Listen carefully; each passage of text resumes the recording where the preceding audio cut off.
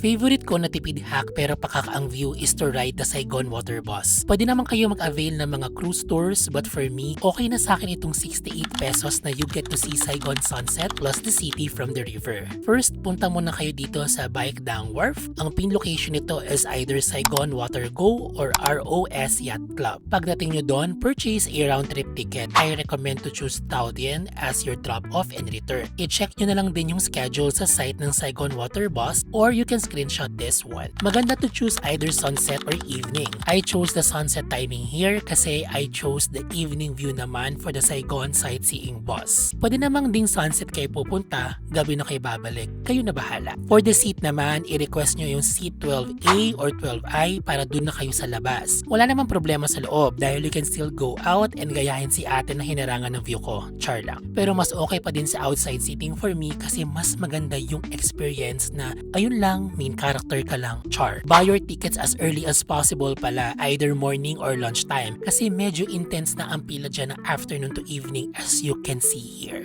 So ayun lang, enjoy Ho Chi Minh and follow for more travel tipid tips.